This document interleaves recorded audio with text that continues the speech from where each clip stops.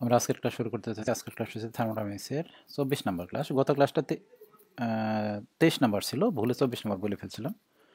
আজকে হচ্ছে 24 নম্বর ক্লাস।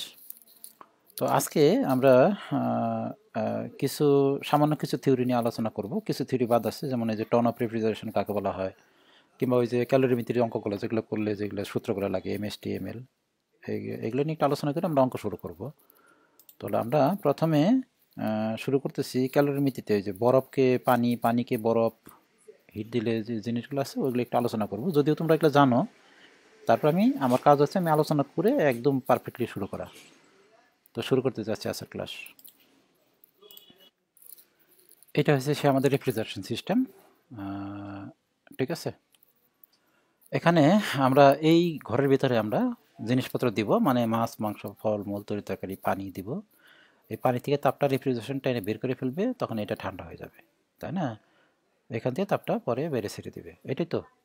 তো এখানে যে আমরা মনে করো পানি দিব, এখন পানি দিয়ে আমরা বরফ বানাবো। যে পানি দিব, এই পানিটা ভিতরে আমরা পানি দিব, পানি দিব। পানিটা ধরো, পানির এম হচ্ছে, আমি উদাহরণ হিসেবে ধরতেছি বোঝানোর জন্য, এম এ ধরলাম আমি 10 কেজি, 5 কেজি পানি ধরলাম, 5 কেজি। ঠিক আছে, এই পানির টেম্পারেচার হচ্ছে, পানির টেম্পারেচার হচ্ছে তোমার 30 ডিগ্রি সেন্টিগ্রেড। পানির টেম্পারেচার হচ্ছে 30 ডিগ্রি সেন্টিগ্রেড। এখন এই পানিকে, এই পানিটাকে আমার বরফ বানাইতে হবে। এই পানিটাকে কি বানাইতে হবে? বরফ বানাইতে হবে, বরফ। বরফের টেম্পারেচার হচ্ছে তোমার, বরফের টেম্পারেচার হচ্ছে মনে করো -5 ডিগ্রি, -3 ডিগ্রি সেন্টিগ্রেডের বরফ বানাইতে হবে।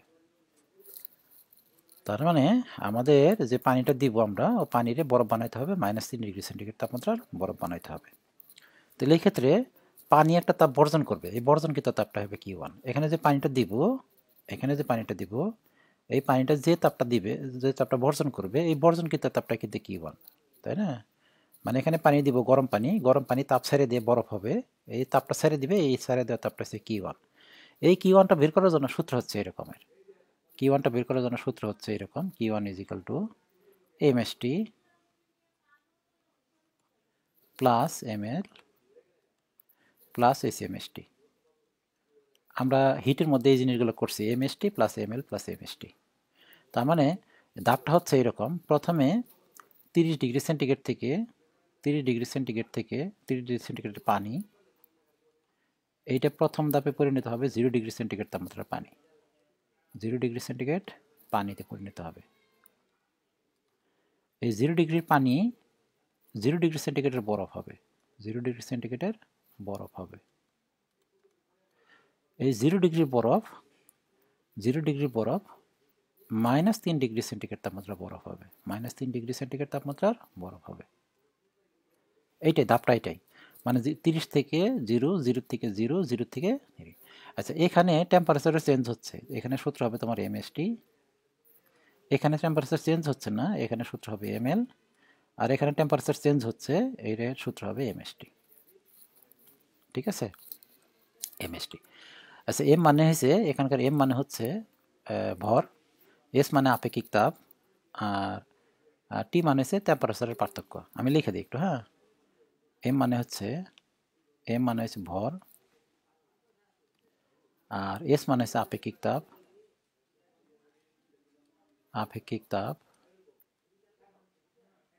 আর টি মানে হচ্ছে তাপমাত্রার পার্থক্য, তাপমাত্রার পার্থক্য। আমরা এই Q1টা বের করবো, এই যে Q1টা বের করবো, Q1-এর সূত্র হচ্ছে MST, ML, MST। কিন্তু সবসময় কিন্তু এই সূত্র হবে না, আমার শুধু ধাপটা দেখতে হবে যে কোন কয়টা ধাপ আছে, একটা, দুইটা, তিনটা, এই যে তিনটা সূত্র, তাই না? আচ্ছা, ভর, আপেক্ষিক তাপ। এখন আপেক্ষিক তাপ নিয়ে আলোচনা করি।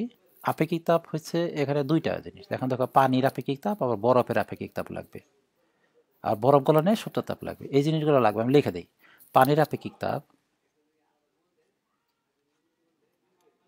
পানির আপেক্ষিক তাপ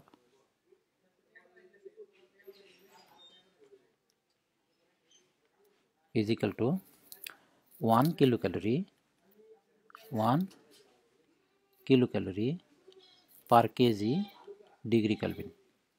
এটা হচ্ছে পানির আপেক্ষিক তাপ, 1 kilo calorie per KG degree Kelvin. আচ্ছা, এখানে আরেকটা জিনিস হলো কিলো ক্যালোরি এককে না থেকে অন্য এককে থাকতে পারে, আমি অন্য এককে দিয়ে দিই। 1 কিলো ক্যালোরি সমান সমান কত হবে?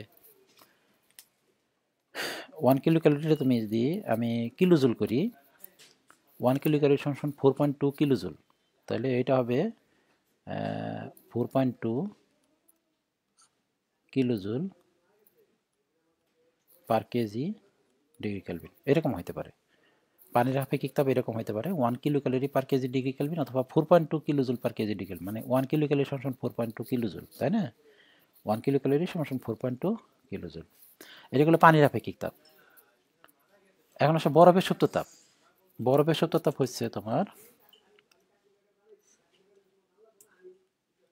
বরফের সুপ্ত তাপ, বরফের সুপ্ত তাপ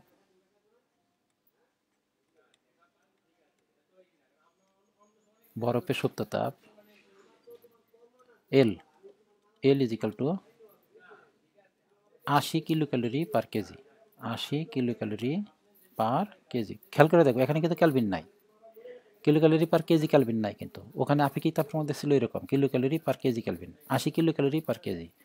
আচ্ছা, এই 80 কিলো ক্যালোরি আমরা এটা 80 কিলো ক্যালোরি না থেকে কিলো জুলও থাকতে পারে, তাহলে 80 কিলো ক্যালোরির সাথে আমরা 4.2 যদি গুণ দেই তাহলে এটা হবে কিলো জুল, 80 ইন্টু 4.2, তাহলে এটা হয়ে যাবে কিলো জুল পার কেজি।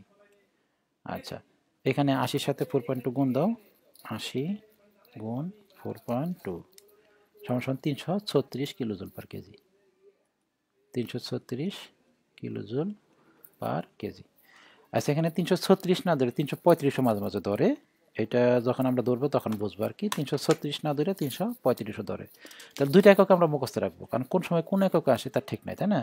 সাধারণত অঙ্কে কিলো জুল এককে থাকে, কিন্তু কিলো ক্যালোরি এককে থাকলে কিন্তু আমরা আপেক্ষিক তাপগুলো কিন্তু কিলো ক্যালোরি এককে মুখস্থ রাখছি, কিন্তু আমাদের রেফ্রিজারেশন সিস্টেমে যে অঙ্ক থাকবে ওইটা হচ্ছে কিলো জুল এককে, ঠিক আছে? তাহলে কিলো জুল এককে আমরা কনভার্ট করে নিলাম, 4.2 দিয়ে গুণ দিয়ে দিব, শুধু আর কিচ্ছু না, আমরা 4.2 দ্বারা গুণ দিয়ে দিব। ওকে, আচ্ছা, আর এখানে যেটা পেলাম আমরা 80 কিলো ক্যালোরি পার কেজি, এটা হচ্ছে 80 into 4.2 kilo joule per KG, কিন্তু এটা 336 আসছে আমাদের হিসাবে, এটা আসলে 335 ধরবা তুমি, কারণ 4.2 না, আমাদের 4.19 এরকম আসে অরিজিনাল মানটা, এই যে 4.2 না 4.19, তাহলে 80-র সাথে গুণ দিলে 335 আসবে। তাহলে কোনো কোনো অঙ্কে তুমি 335 দেওয়া থাকবে, 335 দেওয়া থাকবে, তাহলে ওটা নিয়ে ঘাবড়ানোর কিছুই নাই, ঠিক আছে? আর বরফের আপেক্ষিক তাপ কত?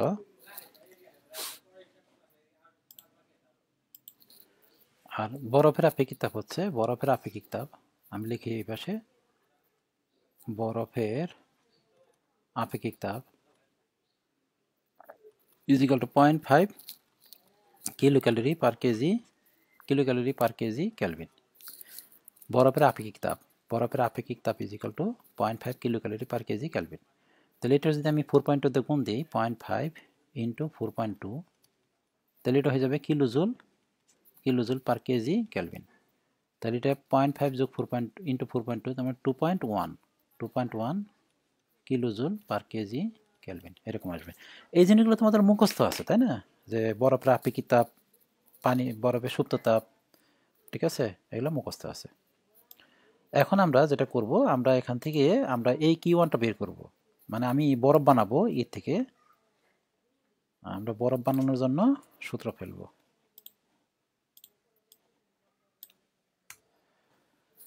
প্রথমে আসো এই 30 ডিগ্রিতে 0 ডিগ্রি পানিতে নিও, 30 ডিগ্রি পানিতে 0 ডিগ্রি পানিতে রূপান্তরিত করব, ঠিক আছে? তাহলে সূত্র লিখবো আমি, দেখো সূত্র লিখতেছি, দেখো এই যে এখানে is equal to M, M মানে কত?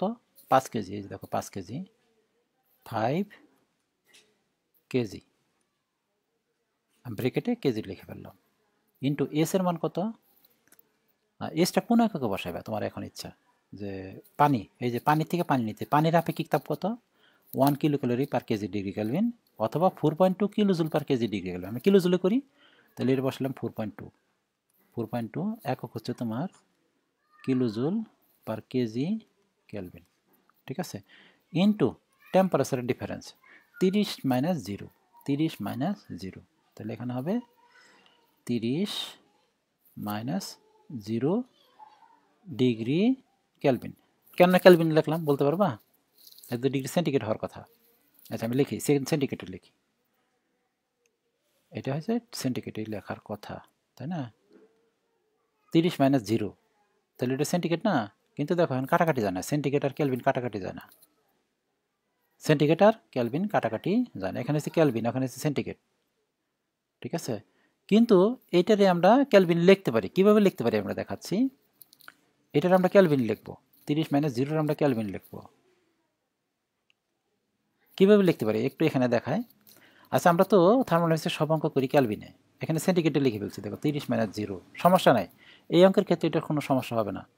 আচ্ছা তুমি যদি এটা না করো, না করে তুমি ক্যালভিনে করো, এটারে সেন্টিগ্রেডে ক্যালভিন করো, এটা সেন্টিগ্রেডে ক্যালভিন করো, তাহলে 30টা যদি ক্যালভিন করি, 30 degree centigrade is equal to kelvin কত হবে বলো দেখি? 30 যোগ 273 কত হবে?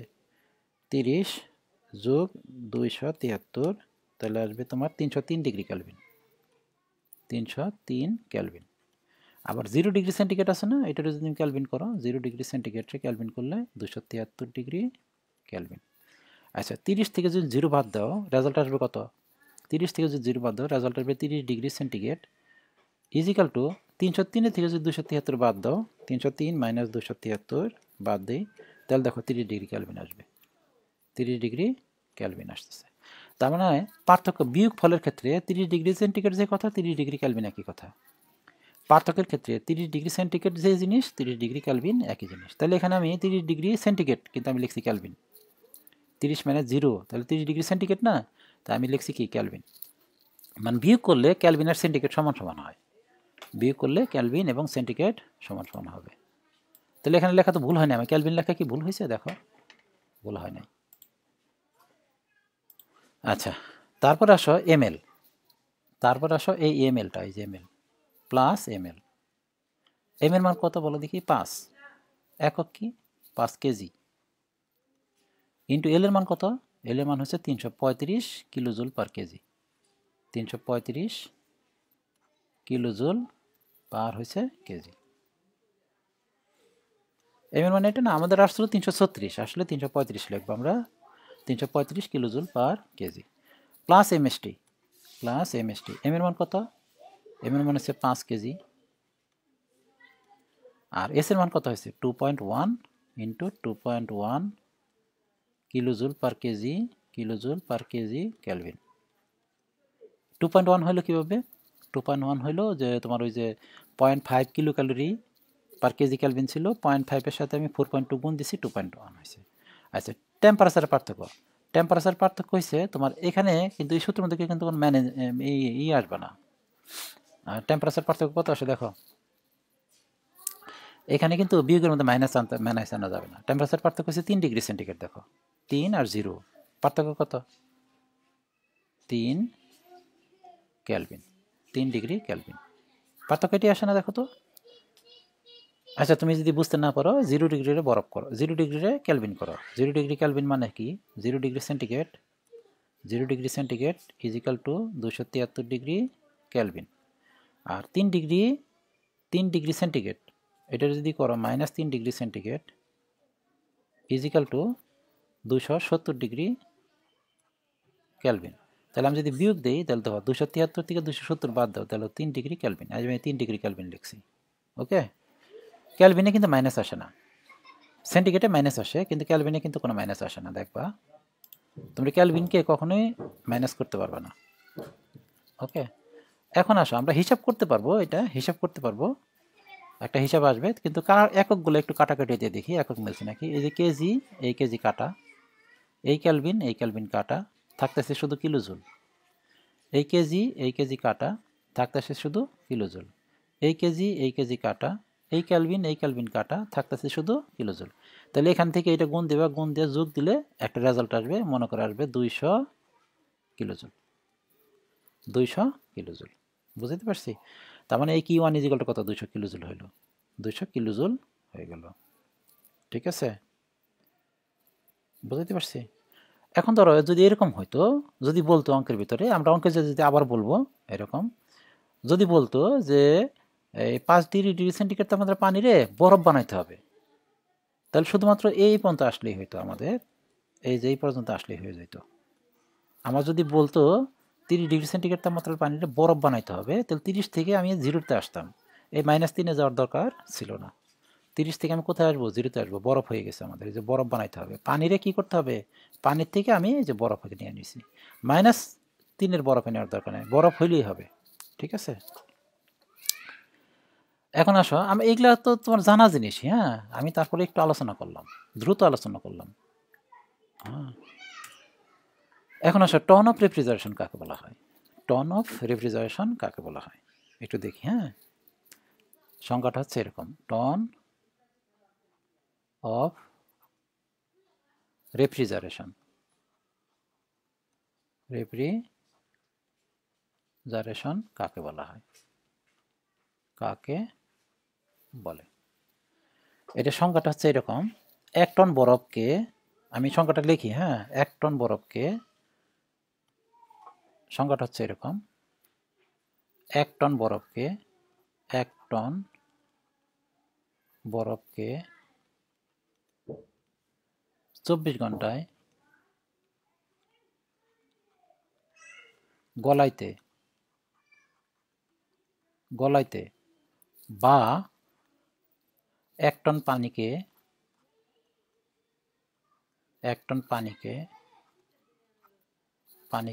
24 ঘন্টায়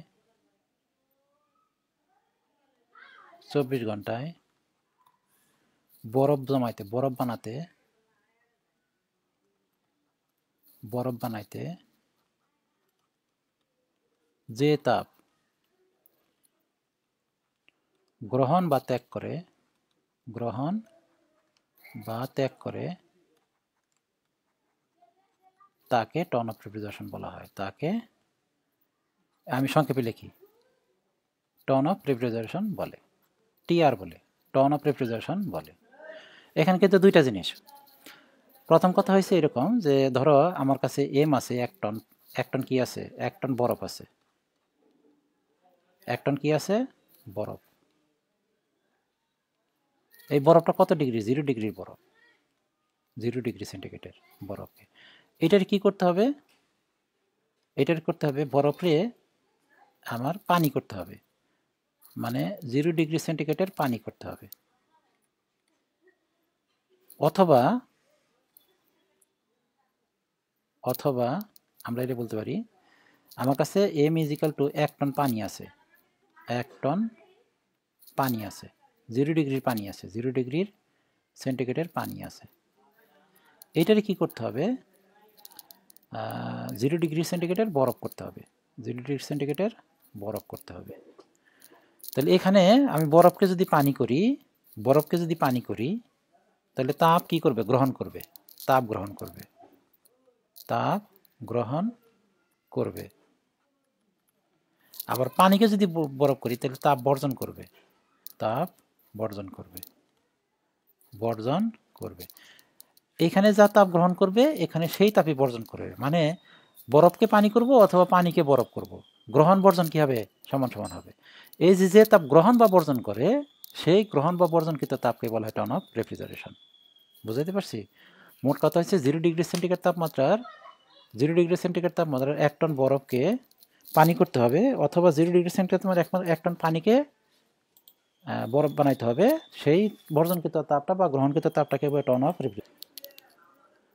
তার মানে গ্রহণ অথবা বর্জন যে কোনো একটা হিসাব করলেই হবে। তুমি টন অফ রেফ্রিজারেশন যখন সংজ্ঞা দিবা, তখন গ্রহণ অথবা বর্জন যে কোনো একটা দিলেই হবে। মানে 1 টন বরফ আছে, 1 টন বরফকে আমি কি করব?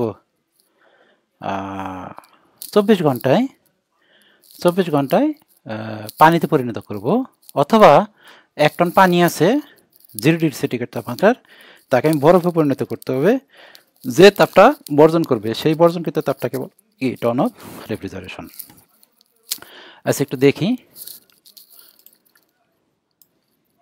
তবে যে কোনো একটা ধরি আমি। হ্যাঁ, আমি ধরলাম আমার কাছে 1 টন পানি আছে। এম এর মান কত? এম হচ্ছে 1 টন। 1 টন পানি আছে। 1 টন মান হয়েছে 907 কেজি। 907 কেজি পানি আছে। পানির টেম্পারেচার কত? পানির টেম্পারেচার 0 ডিগ্রি সেন্টিগ্রেড, পানির টেম্পারেচার হচ্ছে 0 ডিগ্রি সেন্টিগ্রেড। এইটারে আমাদের কি করতে হবে, এটারে আমাদের 0 ডিগ্রি সেন্টিগ্রেড তাপমাত্রা বরফ বানাইতে হবে, 0 ডিগ্রি সেন্টিগ্রেড তাপমাত্রার বরফ বানাইতে হবে। তো 0 ডিগ্রির পানিরে 0 ডিগ্রির বরফ বানাইতে হবে। তার সূত্রটা হবে কি বলো দেখি, ml। 0 ডিগ্রি পানিকে 907 কেজি পানিকে 0 ডিগ্রি বরফ বানাইতে হবে, তার সূত্রটা হবে ml না, ml, 0 থেকে 0। তাহলে এখানে যে তাপটা হবে এই তাপটা হয়েছে ton of refrigeration, ton of refrigeration. তার মানে আমি সূত্র যদি লিখি তাহলে এরকম হবে, দেখো। তার আগে আমি চিত্রটা দেখি, এই যে রেফ্রিজারেশন চিত্রটা এইরকম। রেফ্রিজারেটর, এটা হচ্ছে টি ম্যাক্সিমাম, এটা হচ্ছে টি মিনিমাম, না সরি উল্টা হয়েছে, একটা হচ্ছে টি ম্যাক্সিমাম ওই পাশেরটা, এটা হচ্ছে তোমার টি ম্যাক্সিমাম, আর এটা হচ্ছে টি মিনিমাম। আমি যদি বইয়ের চিত্রের সাথে উল্টা করতেছি, তারপর তুমি একটু বোঝার চেষ্টা করো। এখান থেকে Q2 এইটা, আর এটা হচ্ছে Q1। এখানে আমরা কি করব, পানি দিব। কত টন পানি দিব, 907 কেজি। m = 907 কেজি পানি দেব। কত ডিগ্রির, 0 ডিগ্রির পানি, 0 ডিগ্রি পানি। এই পানিটা যদি এখানে দেই আমি, তাহলে পানিটা তাপ বর্জন করবে, এই তাপটা বর্জন করবে, ঠিক আছে, পানি বর্জন করবে না। এই 0 ডিগ্রি পানিরে আমি 0 ডিগ্রি বরফ বানাবো, যে তাপটা বর্জন করবে, ওই বর্জনকৃত তাপটা হয়েছে কি, টিআর। তাহলে আমি বলতে পারি TR is equal to Q1, TR is equal to কত, Q1, Q1 is equal to কত, ml, TR is equal to Q1, Q1 is equal to m into l। তাহলে আমি বসাই দিই, m মানে হচ্ছে 907 কেজি, 907 কেজি ইন্টু এল মানে হচ্ছে 335 kilojoule per KG, 335 kilojoule per KG. তাহলে এখানে আসে তোমার, আচ্ছা এই যে জিনিসটা করতেছে, এই জিনিসটা করতে হবে কিন্তু 24 ঘন্টায়, এত ml পার 24 ঘন্টা। তার মানে এটা হচ্ছে 24 ঘন্টার মধ্যে, টোটাল কাজটা হবে 24 ঘন্টা সময়ের ভিতরে। তো 907 কেজি ml পার 24 ঘন্টা, কারণ এখানে শর্তের মধ্যে বলছে 24 ঘন্টায় করতে হবে, তাই না, এই যে 24 ঘন্টায়। তাহলে ml পার 24 ঘন্টা, তাহলে m এর মান 907 কেজি। এখন কথা হচ্ছে m এর মান কেন 907 কেজি ধরলাম এখানে, এটা তো বলি নাই। m এর মান 907 কেজি, আমরা জানি 1 টন সমান 1000 কেজি, অথবা 1000 কত কেজি, 16 কেজি।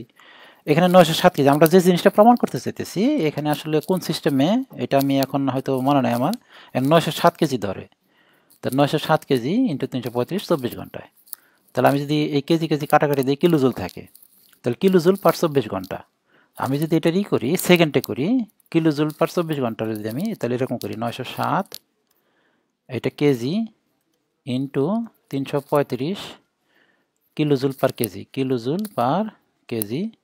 আর 24 ঘন্টারে যদি আমি তোমার সেকেন্ড করি, তাহলে 24 ইন্টু 60 ইন্টু 60, এটা হয়ে গেল সেকেন্ড, ঠিক আছে। তাহলে এখান থেকে আমার যে রেজাল্ট আসবে সে 3.5 কিলোজুল পার সেকেন্ড, অথবা 3.5 কিলোওয়াট সমান সমান 3.5 কিলোওয়াট। এইটা প্রমাণ করার জন্য, এই যে 3.5 কিলোওয়াট প্রমাণ করছে 907 কেজি ধৈর্য, কিন্তু 1 টন সমান আমরা জানি 1000 কেজি, আবার 1016 কেজি। এক এক সিস্টেমে এক এক টনটার এক হিসেবে, কিন্তু 907 কেজি কোন সিস্টেমে ধরে আমি ঠিক এই মুহূর্তে বলতে পারবো না, হয়তো ইন্টারনেটে সার্চ দিলে তোমরা পারবা। যেমন ব্রিটিশ সিস্টেম আছে, আমেরিকান সিস্টেম আছে, ঠিক আছে। তাহলে 1 টন টিআর সমান সমান কত আসলো, 1 টিআর সমান সমান বা টন অফ রেফ্রিজারেশন মানে Q1 is equal to 3.5 kilojoule per second, অথবা 3.5 কিলোওয়াট। এটা গেলো, এটার আমি বলতে পারি 1 টিআর, এটা বলতে পারি কি 1 টিআর, 1 টিআর বা 1 ton of refrigeration, 1 ton of refrigeration. এখন যদি তোমার প্রশ্ন করা হয় 2 টন অফ রেফ্রিজারেশন মানে কত হবে, 2 টিআর মানে কত হবে, 2 টিআর মানে হবে 3.5 ইন্টু 2 সমান সমান হচ্ছে 7 কিলোজুল পার সেকেন্ড, অথবা 7 কিলোওয়াট। মোট কথা হচ্ছে 1 টিআর সমান সমান, এটা মুখস্থ রাখতে হবে তোমার এখন থেকে। 1 টিআর মানে হচ্ছে 3.5 কিলোজুল পার সেকেন্ড। তাহলে 2 টিআর মানে হচ্ছে 2 টিআর মানে হচ্ছে 3.5 ইন্টু 2, 3.5 ইন্টু 2, তখন 7 কিলোজুল পার সেকেন্ড। অন্যভাবে 3 টিআর 4 টিআর তুমি যে কোনো টিআরই এখন বের করতে পারবা। ঠিক আছে, তাহলে আমরা যেটা শিখলাম যে 1 টিআর সমান সমান হচ্ছে 3.5 কিলোজুল পার সেকেন্ড, এটা আমি শিখলাম।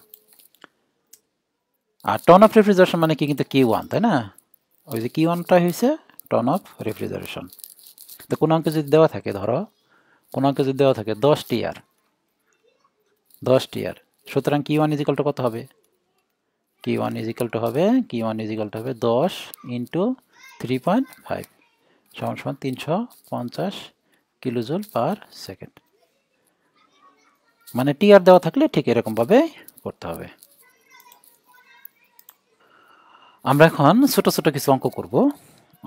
মূলত এই অঙ্কগুলোতে কোনো সমস্যা নাই তোমাদের, আমি জানি। তোমাদের মূলত সমস্যা হচ্ছে হিট পাম্পে। হিট পাম্পে যে সূত্র উলটপালট হয়ে যাচ্ছে, ঠিক আছে? তো ওই অঙ্কগুলো করবো, আর কিছু গুরুত্বপূর্ণ অঙ্ক আছে ওইগুলো করবো। তবে আজকে কিছু সহজ এবং ছোট অঙ্ক করব। এগুলো পরীক্ষায় আসে, ভর্তি পরীক্ষা আসছে। যেমন আমি যে এখন যে অঙ্কটা করাচ্ছি এটা হচ্ছে 99-2000 সালে আসছে। এইটা করব প্রথমে। আচ্ছা, বইয়ের সাথে আমাদের মিলবে না, বইয়ের সাথে চিত্রের সাথে আমাদের মিলবে না, একটু উল্টা করে রাখছি আমরা, তাই না? আমরা যখন অঙ্ক করছি তুমি যেভাবে এখন এখন অঙ্ক হবে, বইটাও হবে, বইটাও হয়েছে, কিন্তু আমরা ওই কার্নোট ইঞ্জিনের যে যেটা আমি যেটা বলতে চাচ্ছিলাম আর কি, এইটার কথা বলছি। এখানে আমরা কার্নোট ইঞ্জিনের যে চিত্রটা আঁকছি ঠিক উল্টা চিত্রটা আঁকছি রেফ্রিজারেশনে। মানে এখানে যেরকম ঠিক এখানে উল্টা, মানে এখানে ম্যাক্সিমাম থেকে মিনিমামে যাচ্ছে, এখানে মিনিমাম থেকে কি আসবে ম্যাক্সিমাম, এরোসনের উল্টা দিছি। ঠিক আছে, এই জন্য আমি বইয়ের চিত্রের মতো একটা চিত্র আঁকতেছি না, আমরা উল্টা করে আঁকতেছি। একই কথা। প্রথম অঙ্কটা হচ্ছে আমার এইটা, অঙ্কটা একটু পড়ো, তার আগে আমি চিত্রটা এঁকে ফেলি। হ্যাঁ, চিত্রটা এঁকে ফেলি। প্রত্যেক অঙ্কেই চিত্র আঁকবা, চিত্র আঁকলে তোমার জিনিসটা ক্লিয়ার হয়ে যাবে।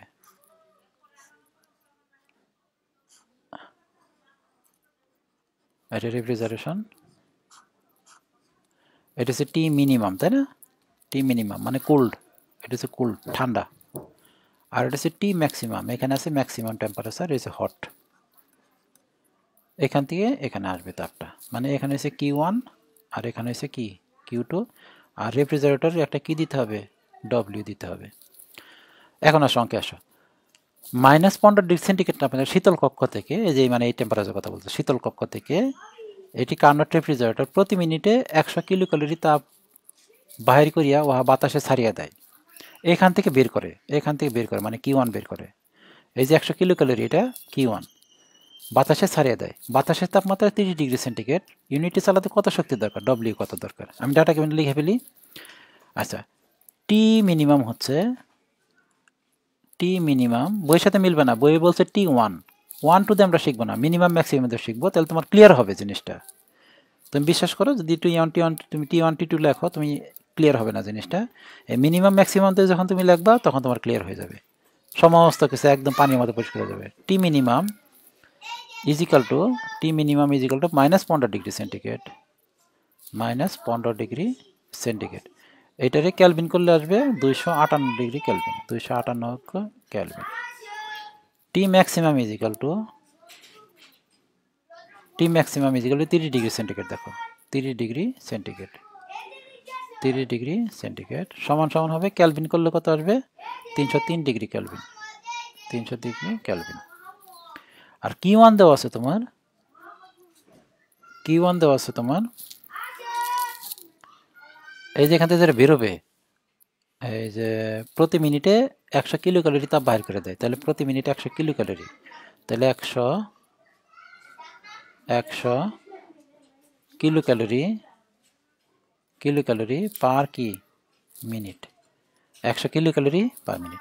এখন ঘটনা হয়েছে, তুমি এখানে এই কিলো ক্যালোরি পার মিনিটে তুমি কিলো জুলে নিয়ে নিবা সবসময়, তাতে ওই তোমার ডব্লিউর অ্যান্সারটা, এই যে ডব্লিউর অ্যান্সারটা এটা কিলোওয়াটে আসবে, অথবা এইচপি তো নিতে পারো, তুমি এইচপি তো নেওয়ার দরকার নাই।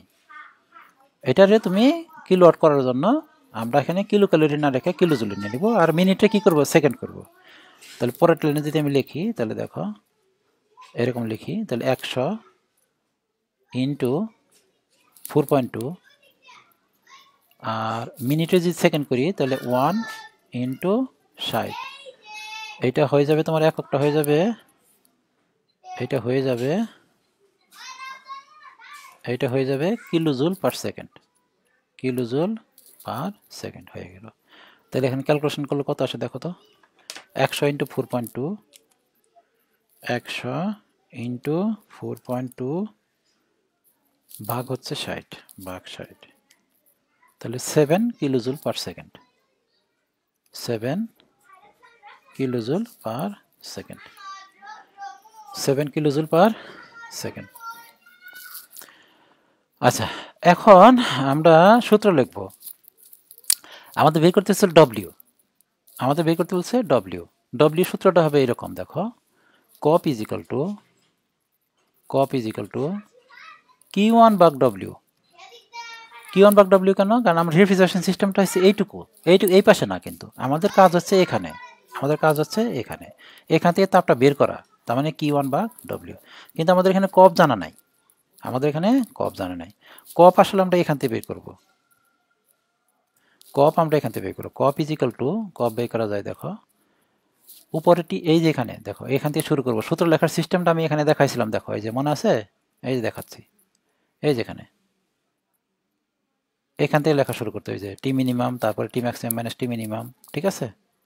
সূত্র লেখার এই ক্লাসটা তুমি দরকার হলে আবার দেখে আসো, সূত্র লেখার সিস্টেমটা বুঝতে গেলে। তাহলে কি লিখবো বলো দেখি? আমরা লিখবো Q1, আমরা লিখবো টি মিনিমাম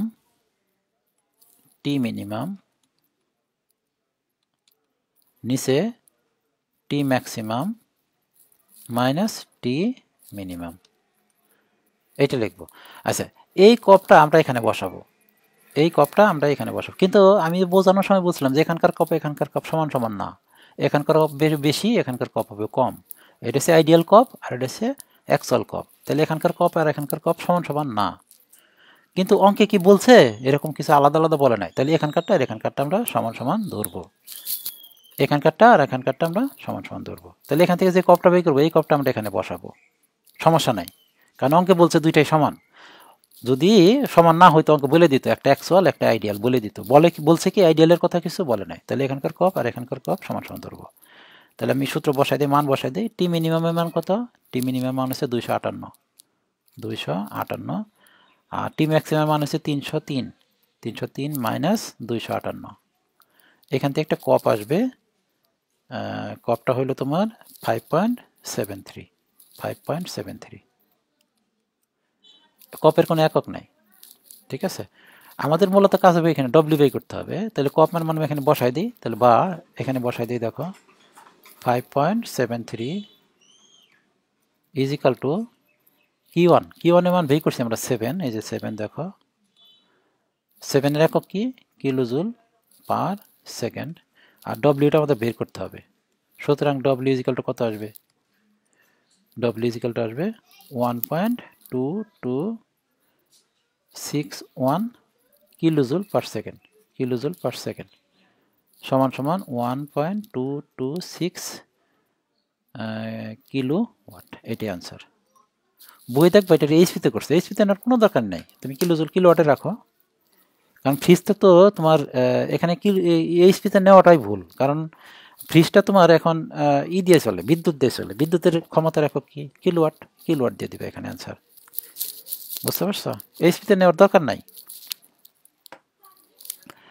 সোজা অঙ্ক করলাম, এটা ভর্তি পরীক্ষা আসছে। আমরা এখন করব, আরেকটা অঙ্কে যাব। আরেকটা অঙ্ক হচ্ছে এইটা, একটি রেফ্রিজারেটরে, আচ্ছা আমি চিত্রটা কি, রেফ্রিজারেটরের চিত্রটা, এগুলো সোজা অঙ্ক তো, একদম সোজা অঙ্ক, এই জন্য এই হয়। তা রেফ্রিজারেটরের চিত্রটা কি, আগে সব অঙ্কে চিত্রটা লাগবে আর কি।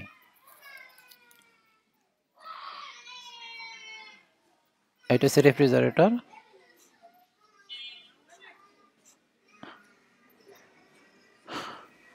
ডব্লিউ, এটা হচ্ছে টি মিনিমাম, এটা হচ্ছে টি ম্যাক্সিমাম, মানে এটা হচ্ছে কুল্ড চেম্বার এটা, আর এটা কি হট। এখান থেকে Q1 পরিমাণ তাপ বের হবে, রেফ্রিজারেটর বের করবে এটা, আর এখানে ছেড়ে দিবে, এই তো। এখন দেখো কি ডাটা দিচ্ছে, একটি রেফ্রিজারেটর 40 ডিগ্রি সেন্টিগ্রেডে কন্ডেন্সার এবং -30 ডিগ্রি সেন্টিগ্রেড ইভাপোরেটর কাজ করে, তাহলে টি মিনিমাম কত? -30 ডিগ্রি সেন্টিগ্রেড। লিখে ফেলি data given T minimum is equal to -30 degree centigrade, 30 degree centigrade.